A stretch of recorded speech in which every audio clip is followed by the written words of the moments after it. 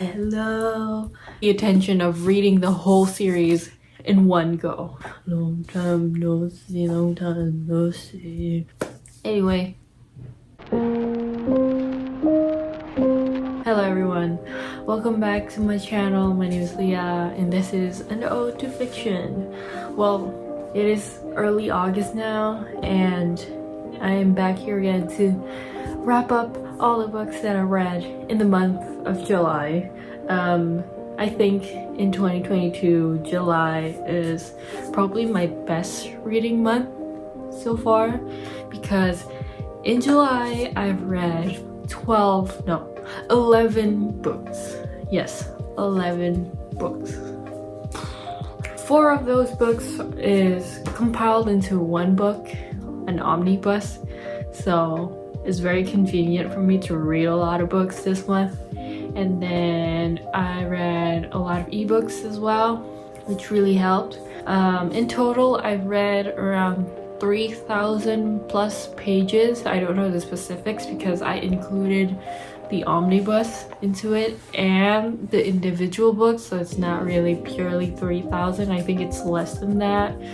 But yeah, 11 books everyone, so we have a lot of books to cover. Let's just get on to the books. Okay, the first 4 books is actually compiled into one book and it is the Tensorate series by Neon Yang. This is the omnibus for the 4-part novella series called the Tensorate series. These are all the 4 books that are in this one book. I bought this book with the intention of reading the whole series in one go. With the Tensorate series, I read the first book back in 2021. The first book is called The Black Tides of Heaven.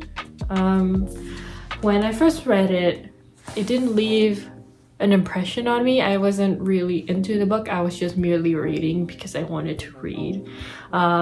Because of that, I didn't continue it back in 2021. But then this year, I made it my mission to read the whole series. In the Tensorate series, it is set in the world that is ruled by the Protectorate. In The Black Tides of Heaven, it starts off with the story of a birth of the twins, which is the main characters of Black Tides of Heaven, Akeha and Mokoya.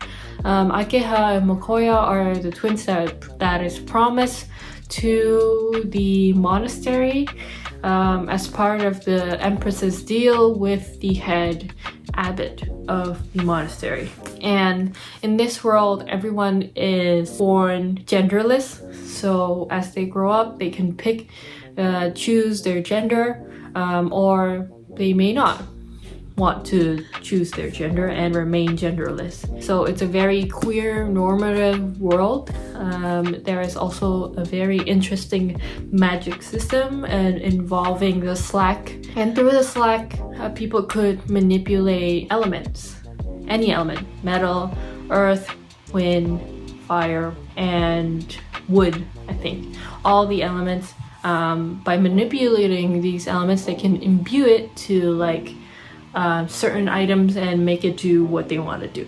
And the people that can manipulate the slack are called tensors, because Mokoya and Akeha are some of the most privileged people because they are the children of the Protectorate, so they can manipulate the slack. The Protectorate rules the world with an iron fist. She is very ruthless. And she is known to be a tyrant in this world. Akeha and Mokoya in The Black Tides of Heaven, these twins have a very special bond because they can communicate through the slack. And also Mokoya is a very special twin because she can have dreams about the future. The story of Black Tides of Heaven, it is the start of the rebellion against the Protectorate. It spans from Akeha's and Mokoya's childhood through adulthood, so there will be a lot of time skips. It establishes the world, the politics, and the stake of the story because there are as they grow up, Akeha and Mokoya, they start to rebel against their mother because of the injustices that are happening throughout the land that are blatantly ignored and just stamped down by the protectorate to save face. So the first book is very good. I really liked it because it deals a lot of themes about self-discovery, coming out, and then self-acceptance, and also it deals with sibling relationship between Akeha and Mokoya. It's very interesting. The first scene of the book, the very first chapter, is very imprinted in my mind. It's the only thing that I remember from reading it back in 2021, because like the protectorate, she is such an incredible character. She really commands the room from that very first chapter that made me want to read more of the series. So yes, I rated the first book 4 out of 5 stars. It's the same rating I gave it the first time. And then I continued on to the second book, The Red Threads of Fortune. In The Red Threads of Fortunes, we follow Mokoya 6 years after the ending of The Black Tides of Heaven. If you haven't read The Black Tides of Heaven, there will be mild spoilers in this review because it is a series. In The Red Threads of Fortune, Mokoya is experiencing immense grief, and she has been on the run from the monastery because of a certain thing that happened in the first book. She is dealing with that by being a Naga trapper. So you see the cover of this book? This is a Naga. So she's been trapping Nagas. And one day when she encounters a Naga in a cave, she finds out that this Naga is being controlled by someone. And she's trying to find out who is trying to control this Naga. And also there is an attack on the city that was quite close where she is trapping Nagas, and the city is attacked by a humongous Naga. So Mokoya is trying to figure out what is happening, because that city that was attacked, it is the safe haven of the rebellion group that Mokoya and Akeha is a part of. In the second book, it is mostly used as a way to introduce a very vital character that will join the group of main characters, Akeha and Mokoya. And this character will open up a lot of plots that will continue on in the third and fourth book. I will not say much about Red Threads of Fortune besides that I really liked it because it deals with themes of grief and trauma on Mokoya's side, and it also a little hint there is a polyamorous relationship blooming in the second book. And in the second book, there is also a really cool battle scene involving Nagas and explosions, and I really liked it. It left an impression on me. I rated The Red Threads of Fortune 4 out of 5 stars. And continued on to the third book, The Descent of Monsters. This third book gave me a little bit of whiplash because it changed the format of the storytelling, and it follows a different character. This character is a Tensorate investigator. This investigator is investigating a lab, and this lab is linked back to the protectorate, and this lab is conducting experiments involving certain things, and the protectorate is trying to cover it up as something else. So this investigator is basically chosen to just close it up, finish it up, and don't look into it. And the formatting is through diary entries and case reports. So it's very different from the first and second book. It definitely changes the rhythm of the story, but it didn't hinder from my enjoyment. And this investigator, I need to mention, they have a wife that is a pirate queen.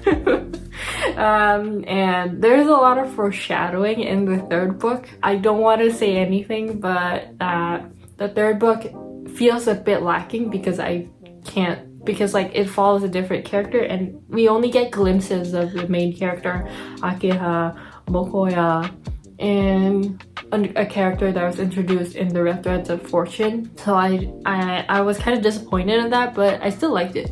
And I rated The Descent of Monsters 3 out of 5 stars. So then I ended the series by reading the fourth book, final book, The Ascent to Godhood. By far, the fourth book is actually my favorite one in the series because it starts off with a bang. Don't read the synopsis because it's a big spoiler. I highly recommend for you to not look at the synopsis when you start the series and just go through it, just plow through it without knowing anything, because the only synopsis you need to read is the synopsis for the first book. Don't read the second, third, and fourth. It's all spoilers. The fourth book, it follows another different POV, and it is set years later after the second and third book. It is told from the point of view of the head of the rebellion, Lady Han. In the first book, she is revealed to be the former concubine of the Empress, the head of the Protectorate. The story, it talks about the history between Lady Han and the leader of the Protectorate and how their relationship developed and how they met. It also told the story about Lady Han and her childhood up until adulthood, up until that point in the story.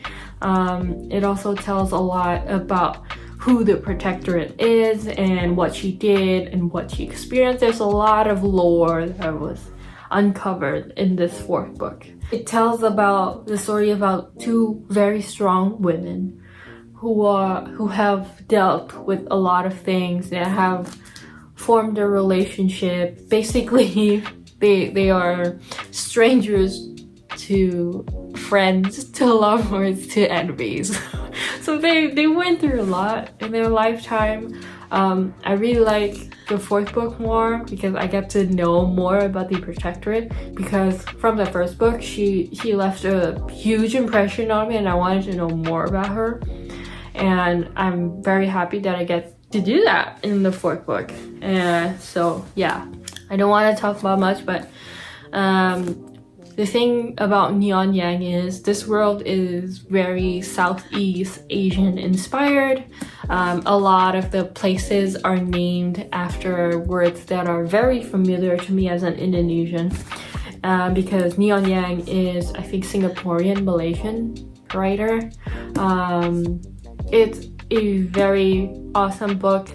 I really like this series. I think though the third and fourth book might give a lot of people whiplash because it's totally different from the first and second book. I don't mind it personally because it was done well, it was written well as well, and it made sense into the story and it added a lot of things to the story, even though it felt a bit rushed because it felt like the third and fourth book was like pumped out really fast to really close the story. And I'm very glad that Neon Yang didn't end up continuing the format in the third book into the fourth book, instead telling the story from the Protectorate from the eyes of the person that knows the Protectorate themselves so well and have a really deep connection to it. All the characters are very fleshed out, even though that I don't know what happened to Akeha Mokoya and their lovers, what happened to them, but still, it's totally amazing. The series is very queer, and it really is. It's so punk and so original. It's very epic.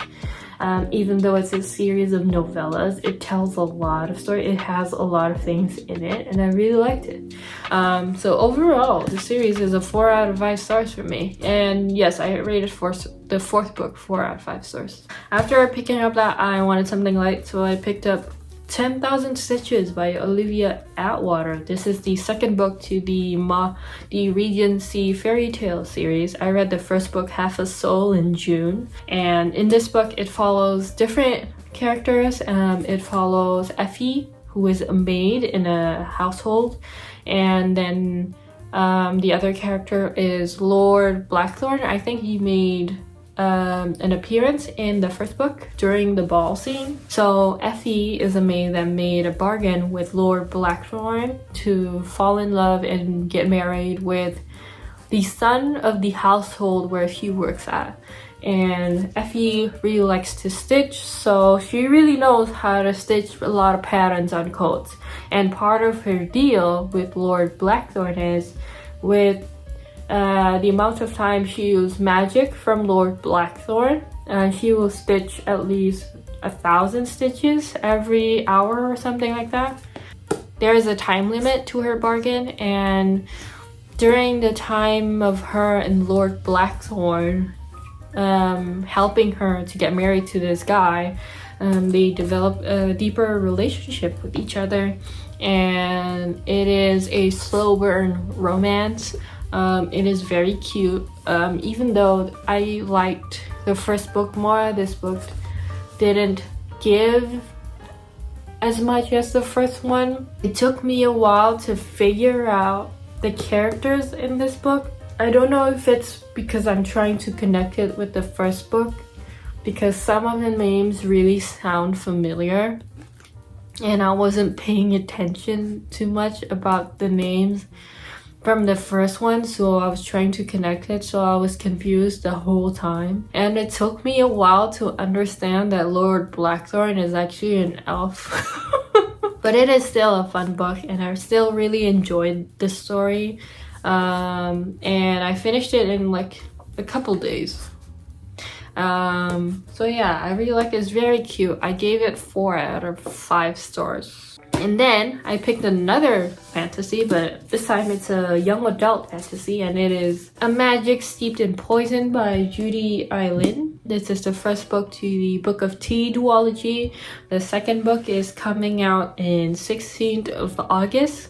And I already read the second book during the start of August. So, A Magic Steeped in Poison is a story that follows Ning. Ning is a young girl that recently lost her mother to a poison. The poison was contained in the tea that Ning served to her mother.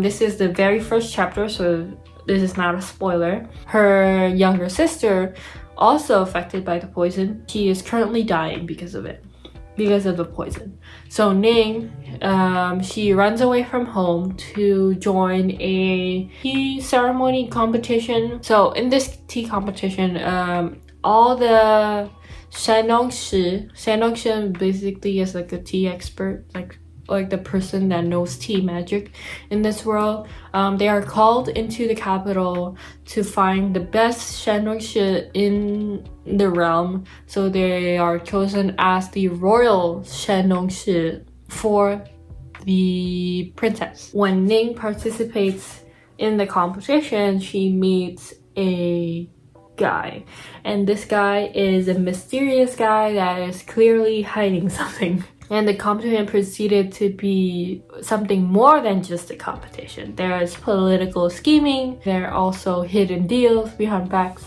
and Ning quickly discovers there is something more sinister behind the tea poisoning. This first book, I didn't really like, mostly because during the competition, every time it comes up for Ning's turn to like present herself, there is always something happening that disrupts it, which enables Ning to automatically continue on to the second round. It happened once or twice in the book, which really annoys me when I read it. And also the way that the politics and the competition and Ning were trying to weave together into the story, it wasn't done that well. It felt very awkward, and it felt very convenient, all the plot.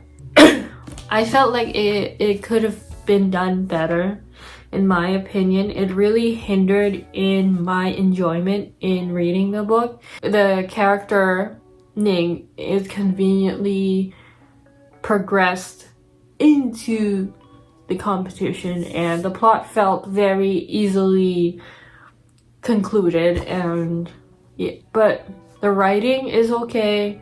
I really like the magic system because the tea-based ceremony magic is very expansive because you can do anything with the tea, and there is a threshold for the tea user. So it's not very overpowered, and I really liked it. And Judy is very good at describing food in her world.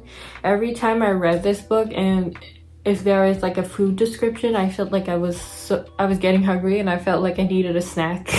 And I really like the female friendship between Ning and Lian. I felt that their relationship was very nice and it had depth. But I didn't really like the love interest in this book. I will not name his name. It's just that I felt like he was kind of bland, and he's kind of like in the middle. He's kind of like awkward in the middle, and I don't know what he wants to do. It was very apparent that he's like trying to like deceive her, but also be her friend. So I don't know what he wants. I still like this book, and I will likely continue on to the series. In fact, I already finished the sequel yesterday before filming this video. And the sequel, I will not say anything but besides that it is better than the first book. The first book felt very bumpy. So that's why I rated this book 3 out of 5 stars. And next, I decided to stray away from fantasy, and I wanted to read something new out of my genre of preference. I decided to pick up The Days of Abandonment by Elena Ferrante. This is from the library. This story is very short. It has less than 200 pages. It is a story about a woman that was just left by her husband for a younger woman, and in the story it is her struggling to accept the being abandoned by her husband and the feelings of loneliness, grief, anger, sadness, everything. This woman goes through a lot of like pain and trauma from being left by her husband, and she goes through many things. A lot of the things that happen here, from like a reader standpoint, it is mundane, but the way Elena Ferrante writes the story is very, very beautiful. Her prose is on another level. The way she chooses words and crafts sentences is just so good, and I really liked the storytelling in this. There's a lot of metaphors, and the way Elena writes this is that the main character is stuck between like a dream. It feels very dreamy and melancholic and very dark at the same time, because this woman basically goes through the stages of grief because her marriage is ruined, and she goes back to like dismantle everything, which turns out to it's affecting her real life and her relationship with her kids and the people around her. But then as she processes this sadness and grief and anger, she finds enlightenment at the end, and she becomes better, and she realizes that she can live on without her husband. And it is an amazing story. I really like that. This is like a good introduction to Elena Ferrante for me, and I've never read anything like it before, and I'm so excited to read more Elena Ferrante. This book was recommended by a mutual on Twitter. She is the one that also recommended Fireborn. This book is crazy, man. Thank you so much, Ash, for recommending this to me, because Elena Ferrante, oh my god. Next one, I wanted to read something very light, and at that time I borrowed something from the library because I liked the cover, and it is Once Upon a K-Prom by Kat Cho. I've never read anything by Kat Cho. This is the very first book I've read from Kat Cho.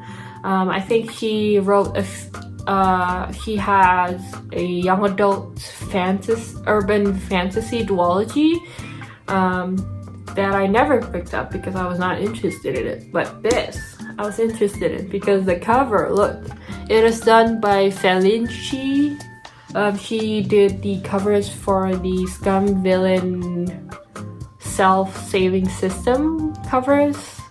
I really liked the art style, that's why I picked up this book. And it is a young adult contemporary K-pop romance story.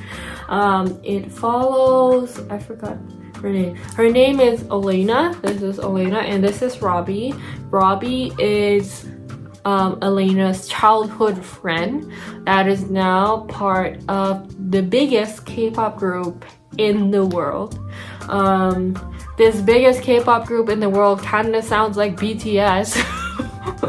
And Robbie is like an amalgamation of Wooji from 17, a bit of Mark from NCT and Jungkook from BTS, and a bit of RM from BTS. That's how I see Robbie. So the story is just Elena meeting Robbie because Robbie is currently in town and he's promoting in Chicago where Elena lives, and they try to reconnect after years of not having contact because Robbie was intensely training to be a part of a K-pop group under his uncle's agency. I have been a K-pop fan for a very long time, since I was in 7th grade. So I kind of know the history of like 2nd generation, 3rd and 4th, 5th generation idol groups. And there's a lot of Easter eggs in this book, a lot of references to real life artists in the K-pop industry, some K-pop agencies as well. Very cheesy. The trope is very overdone. I think I've read fanfics with childhood friends to like lovers. Especially in like K-pop fanfics, they use this trope a lot. Let's say main character is friends with one of the members for a very long time and they reconnect again, blah blah blah. It's very overdone in like K-pop stories, K-pop romance stories. So when I read this, I was not impressed. I felt like it's very Americanized. It's written from a very Americanized point of view, in my opinion, and some of the circumstances doesn't really make sense because I know for myself that any K-pop agency will not let it fly to use like one of the members as a trial to test out the waters for dating rumors. Doesn't make sense. You should have incorporated Dispatch in this because there's no Dispatch. I wonder why Dispatch is not here. And I felt that boy groups will not get caught dead with like a childhood friend in a music video. Doesn't make sense. So that's why I felt like I didn't enjoy this as much, and the main character is very plain Jane. She goes through she has a lot of insecurity issues and she projects it. She also is a negative Nancy that just sees like the worst in everything. I don't know. I just didn't like it. Yeah, I didn't like the main character and I didn't like the plot. And I felt like Robbie is very meh. I felt like I read better fanfics than this, so I rated this book 2 out of 5 stars. I decided to pick up an indie published book, and it is After the Dragons by Cynthia Zhang. This is a novella about dragons set in modern China, like years later China. In this world, China has a really bad pollution, so a lot of the people developed sicknesses because of the pollution, and the air quality is not that good. And in this world, dragons live in it, and dragons Some of the dragons are affected by the pollution, but they live on. It follows two characters, Kai, who is a college dropout, and the second one is Eli, and he is a American Chinese, I think, researcher that is working for a university in China.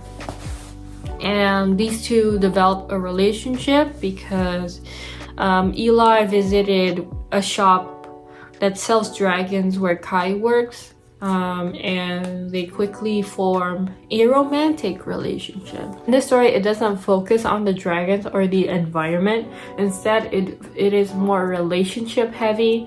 Even though Kai does bring up a lot of discussion about the environment and the classism and the elitism of the world, it was just more like an outcry to the world instead of an actual discussion, in my opinion. I really like the very vulnerable relationship between the two because Kai has chronic illness resulting from the pollution in this world. It wasn't that bad for me. I felt like it's very surface level with their discussion. I really like the world though, and the dragons. They are very cute, and I felt like their relationship wasn't really in depth. I felt like it was very insta-lovey, but still I decided to rate this 3 out of 5 stars because I felt like I didn't really care about the characters, even though the story is okay. It's a fast read. It's not that much. It doesn't have a very high page count. So yeah, last minute on the last day of July, I finished another book, and it is Tennis Lessons by Susannah Dickey. I read this on my Kindle. It is recommended by my friend Ash, the one that recommended The Days of Abandonment and Fireborn. I really like Tennis Lessons. It is a story that follows a young girl from her childhood to adulthood, so it's a coming of age story. It is a story that is told from snippets of her life, so you see bits of her childhood and bits of her teenage years, and then a lot of her adulthood life. The story is about this girl just coming to terms with growing up and being an adult and dealing with trauma of death, and then mistrust from having her parents divorce, and then her just trying to become a good young adult. She sees her friends having it all together while she is just falling behind all the time, and she is coming to terms that she is just a normal human being, because in her childhood she excelled in school, but then she started falling behind on subjects the more she advances in her grade. So yes, there is a quote that really left an impression on me. I will leave it here. That quote really stuck to me after days of finishing this book, and I really like Susannah Dickey's writing style. Everything that happened in this book is very mundane. There's nothing special. It's very ordinary, and it's just the character living out their life, and there's like scenes of the character or like the other side characters, let's say the mom and the dad, just conversing about something, and it's so ordinary, but it's very melancholic. And the way that Susannah Dickey weaves themes into the story, it's not explicit. It's very like embedded into the story, but you know it's there and it's being talked about and it is relevant, and I really like this story. I didn't think that I would like it, but I really liked it. Susannah Dickey really did this story justice. I really liked it. I don't know why, I really liked it. The writing and the way the character work is, and the way the story is being told, the rhythm of the story, and the writing, because like Susannah Dickey really knows how to like write sentences, and it was really nice reading it, because I didn't feel really bogged down by the mundaneness of the story. I didn't feel bored at all. I kept reading it, and before I realized it, I was already reading like half of the book. Oh, so yeah. Even though the title of tennis lessons, there's no tennis lessons in it. I gave this book 4 out of 5 stars. I really liked it. I'm gonna read more Susannah Dickey for sure. I think she has another book that just came out, and I'm planning on reading that next. There's another book, another ebook that I read, and it is Alone with You in the Ether by Olivie Blake. She is the author of The Atlas 6, and she goes by another pen name. She wrote a YA contemporary called Mechanical Romance. So Alone with You in the Ether is adult fiction that focuses on mental health. The story follows 2 characters. One of them is Regan. I think she is an art major, and she now works for the Museum of Art in Chicago. And then the other character was Aldo. Aldo is a mathematician postgraduate student that is also a professor. And these two met in the museum where Regan works, and they developed a destructive romantic relationship. Because like Regan has destructive tendencies and Aldo also have destructive tendencies, and they find solace in each other. Vulnerability as well. They quickly develop like an infatuation and romantic feelings for each other. They have a lot of discussion about the world, time travel, and the multiverse. There's a lot of conversation on that, and art as well. But the story focuses more on Regan's destructive tendencies because she is currently on court-ordered psychotherapy because she is, I think, she has bipolar, and she was recently charged for forgery. As you read the story, you get to find out the circumstances of Regan's psyche and how her mind works and how she navigates through relationships in her life.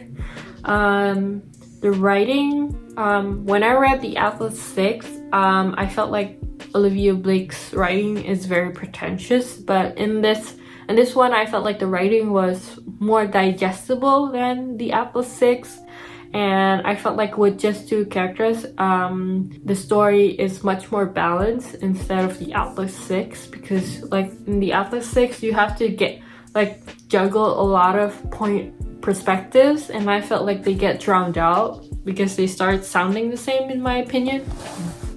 But Alone with You in the Ether I think is much better, but when I reached the halfway point I got really bored with the writing style. I felt like there is no dimensions to it. It was very one-noted. It was good for like 50%, but then like when I read the rest 50% I got really bored with it.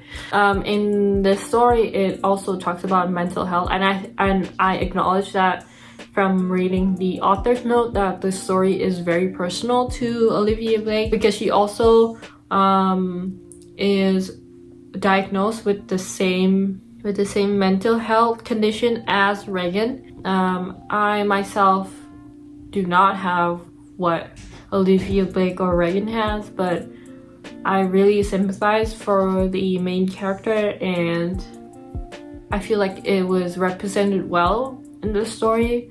The thing that made me not like it that much is actually the writing style. less because of the characters, more the writing style that I got bored with. So in the end, I rated Alone With You in the Ether 3 out of 5 stars. Out of all the 11 books that I read, 3 of my favorites are actually The Days of Abandonment, and then the Ascent to Godhood, the 4th book to the Tensorate series, and Tennis Lessons. Those are the 3 that I really like. For August, my reading plans are still the same as July. I'm gonna read whatever I want, but I do have a goal of reading a couple of arcs that is coming out in August, and I really want to review it in August as well. I also want to read more literary fiction. I bought a couple, and it's on my bookshelf, and I'm hoping to read more. That is that. I really want to get back to annotating, because the last time I annotated was when I read Magic, Sleep, and Poison. That is my goal for August. So yes, that is all the 11 books I read. Let me know if you read any of these books. Let me know if you're planning on reading them. I hope you enjoy them much more than me, or you like it as much as I do. So yeah, that is my July wrap up. I hope you will have an amazing August. That is all from me. Bye. I will return again. So bye.